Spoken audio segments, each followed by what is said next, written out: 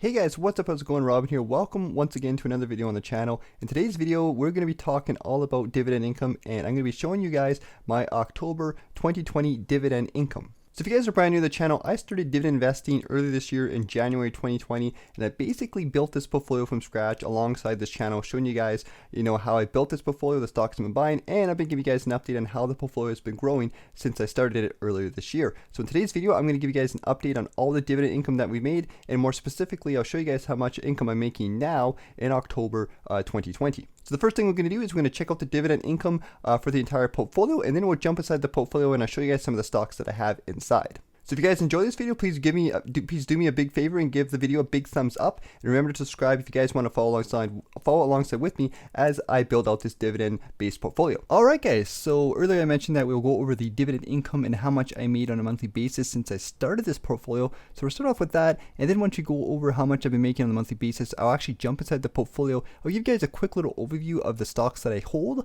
and then I'll show you guys the dividends that I've been getting from those specific companies, and then I'll basically wrap up the whole entire video. So the first thing I want to show you guys is not only going to cover the income from November, I'm also going to cover the income from previous months, because I think it's important, especially if you guys are new investors, to kind of see how dividend income kind of builds up over time and get a realistic picture about how much dividends can earn you. And even in the beginning, it might take a little while to get rolling. It does start to add up at the end of the day, especially if you reinvest those dividends, and that's 100% what I'm doing. I'm basically putting money into this portfolio every month, and then I'm reinvesting that money back in to keep earning income, and those dividends will keep compounding and growing. So the two things I've focused on in this portfolio is tracking the dividends, because the dividends are the only thing you can really track, because your stock price goes up and down, right? And then I have the monthly contribution, so I can keep track of what I'm putting inside the portfolio. And I think at a basic level, that's really all I really need. And you guys could probably do something similar if you want. So here's the portfolio, and I started this portfolio in January 2020 of this year, and I've basically been building it on a weekly basis. Basically, whenever I have money to put aside, I'll throw it into my dividend stocks, and I'll buy stocks, and I'll usually do a video or two showing you guys the stocks I've been buying. And I actually started this portfolio, like I said, back in 2020, and that's like when I first started this YouTube channel. So this YouTube channel is basically me like learning investing, and one of the big things I've tracked along the way is my dividend portfolio and how I've been growing it. So in the first month of doing this portfolio, I put $400 into Wealthsimple Trade, and I bought a couple of different stocks. My dividends I earned in my very first month for $400 deposited was 44 cents. That's it. My first month, I made 44 cents, and it doesn't seem like much, but it starts to add up. My second month, okay, guys, I put another $400 in.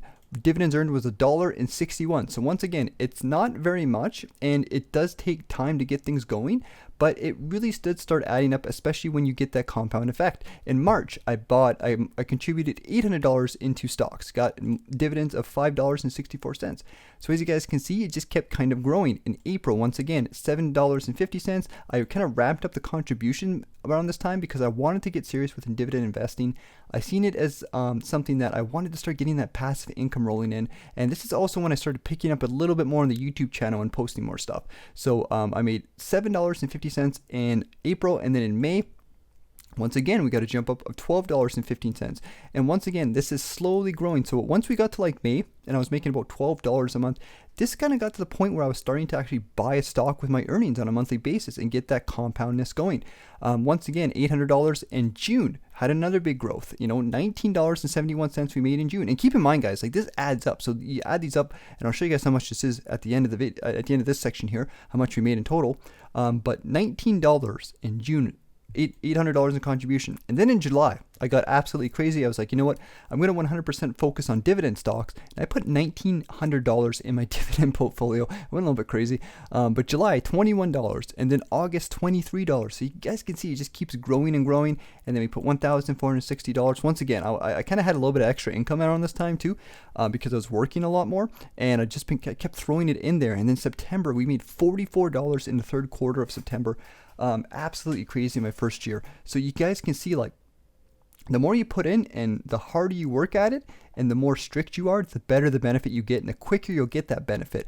And then in October, once again, $37 from dividend income with a deposit of $300. I kind of slowed down here because I had to buy a new computer, and then coming into about the mid to end of November, things will start picking up again, and I'll be able to put more money into my stocks. And of course, like, the YouTube channel has been growing as well, and I'm going to be doing a video on my YouTube income very shortly, so you guys can expect that. But once again, I've just kind of been putting money in on a regular basis, and in October, $37. In November so far, it's November 14th at the time of doing this video, that's $27. So we're almost at the point where we're guaranteed to get $20 to $30 per month from our dividend portfolio just after 11 months of investing. So I know it might seem like not that much in the beginning, but it does add up over time. And if we take all this together and we add it together, that's a total earnings of $182 that I made in passive income this year for my dividend investing, with a total contributions of $11,000. And I think the portfolio is sitting at about $11,000 to almost $12,000 right now. And we'll check in just a second when we actually jump inside Wealth Simple Trade. So that's the month, that's how many dividends I've been making on a monthly basis from this portfolio. And once again, if you guys want to know about November I made about $27. So obviously October and September was a little bit higher because it's the third quarter, but November is going to be a little bit lower, and then jumping in December, we should see another great month jumping into the end of the year, because it's the fourth quarter, and pretty much all dividend stocks pay at least some kind of dividend going into the new year. So that's it for the monthly dividend stocks. Let's jump inside the portfolio and let's take a peek at the actual stocks we hold inside my Wealth Simple Trade account. Alright guys, so here's the stocks inside my Wealth Simple Trade account. This is in my TFSA, at least most of it's in my TFSA on Wealth Simple Trade, and we have a total of $11,484. That's a total portfolio, and I have two accounts on here, and I have a TFSA account, and then I have a personal account. The TFSA is is with dividend stocks, 100% dividend stocks, mostly Canadian with a little bit of US stocks, and then my personal account is all Canadian REITs, which at some point in time I'll probably stick inside a tax-free savings account. Towards the end of the year, I'm going to rebalance everything and figure out what I want to do with that. But I have them separated for now, and I basically separated them in the beginning to track them differently. But I think going into the future, I'm probably just going to stick them all inside a tax-free savings account, because I do think the REITs will perform well going into the future. And as you guys can see, performance has been pretty solid so far. So the first thing we're going to go over really quickly is the TFSA. We'll go over the dividend stocks, and these are pretty simple stocks. This portfolio isn't really complicated. I base the base of the portfolio is across some good solid ETFs, and we'll go over the ETFs first, I guess. And the main ETF I hold is the VDY. It's a Vanguard-based ETF. It's basically holds the entire Canadian market with a lot of bank stocks and financials, and some of the pipelines and utility-based stocks that Canada is known for. So I have that ETF, and that I have 65 shares for $2,000, and that is the bulk of the ETF. And then, bulk of the portfolio. Then the other ETF that makes up the bulk of the portfolio is VYM, another Vanguard fund. It's a US-based version of VDY, basically, with a little bit more diversification. It's got like all the big tech stocks, all the all the big stocks that the US has, and I'm slowly working on building them out. And then the other shares in the portfolio we have is just some different Canadian stocks I've been buying on a regular basis. I'm trying to kind of I have like a small percentage of portfolio that I'm buying and picking my own stocks, but I have the base of the portfolio in ETFs, just in case kind of thing. But I do like to buy individual stocks here and there. So some of the ones that I hold inside this portfolio is Algonquin Power and Utilities, awesome Canadian company. I've been buying more shares of this as time goes on. We have 6 shares of that. We have the big banks here, as you guys can see, Bank of Nova Scotia, CIBC. We have Enbridge, another big Canadian stock. We have Fortis. We have Manulife. We have TransAlta Renewables. That's been one that's been really good for me. Royal Bank of Canada. We have Slaveria Corp. We have Shaw Communications, TELUS. TD is one of my favorite stocks, and that's basically it for individual stocks. I've just been buying them on a regular basis, and most of these stocks pay a monthly dividend, some of them don't. And what I'll do at the end of the video is I'll show you guys the actual dividends I've been getting from these individual stocks. So that's my dividend stocks. Let's jump over and we'll take a peek at my REIT stocks, which have been performing absolutely phenomenal over the past little while. So the first REIT we have here is probably my biggest REIT that's done the best for me, and this is Brookfield Property Partners. I bought a lot of this during the pandemic, and I bought a few shares kind of as it recovered, but recently it just went absolutely crazy. So we're up 31% with BPY. It's also got a really nice dividend. It's a really good REIT. Next up we have is Dream Industrial REIT, once again doing really well, and then H&R REIT. This is a monthly dividend. I don't think Dream Industrial REIT is a monthly dividend, but I could be wrong. H&R REIT, a lot of these REITs actually do pay monthly dividends, so it is nice, and that's kind of why I have a little bit more in regards to monthly income from this portfolio, is because a lot of REITs do pay monthly dividends.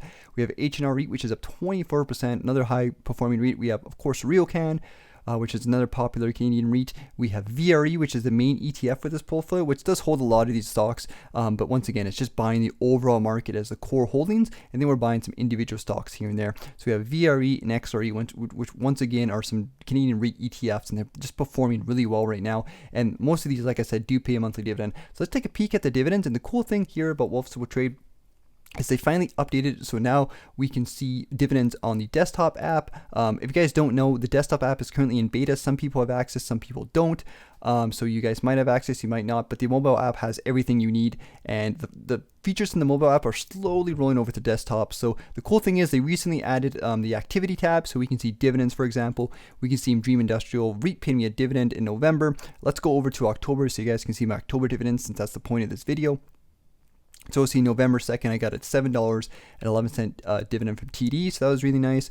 We got a XHD dividend for $2.61. We have XRE dividend of $1.51. As you guys can see, you know, it's not much from these individual companies, but it does add up at the end of the day, right? $2 here, $3 there, $4 here, $5 here. Shaw Communications, once again, $1 dividend. Bank of Nova Scotia, $2.70. CIBC, $3. Let's see if we can get some bigger ones here. Dream Industrial REIT. So it does look like Dream Industrial REIT does have a monthly dividend. We have Severio Corp dividend. We have VDY dividend, $7. Obviously, that's going to be one of my bigger dividends because I held more shares of it. VRE dividend, $4 once again. RioCan, $5. H&R REIT, $2. So you guys can see it just adds up at the end of the day, and that basically what makes up the portfolio. And the whole purpose of the portfolio is eventually get to the point where you know, I can basically pay for everything with my dividend stocks. And even though it's only $11,000, it does add up at the end of the day. And because, you know, markets had an absolute crazy year this year, I think this year is going to be a good opportunity for a lot of people to buy some, you know, good quality dividend stocks at a nice cheap price.